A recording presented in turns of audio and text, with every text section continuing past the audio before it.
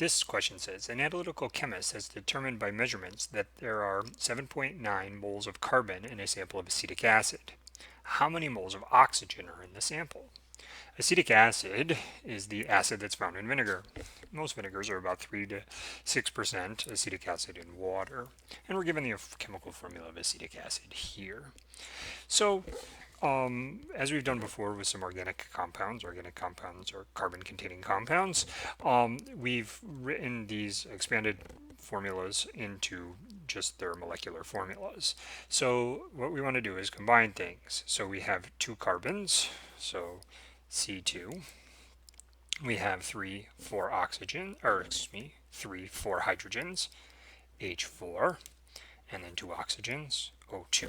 So I just change this to a molecular formula like so.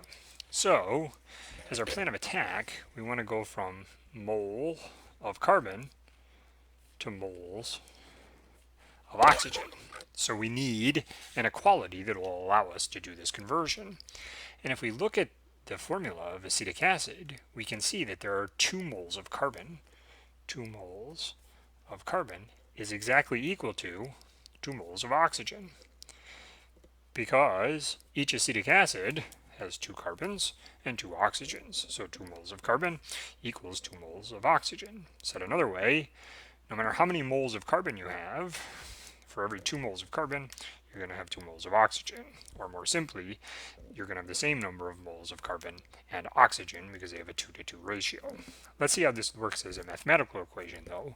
Here, if we start with 7.9 moles of carbon times, we now need to put, or we need to get moles of carbon to cancel out, so we need to put 2 moles of carbon on the bottom, and then of course 2 moles of oxygen on the top. Moles of carbon will now cancel out.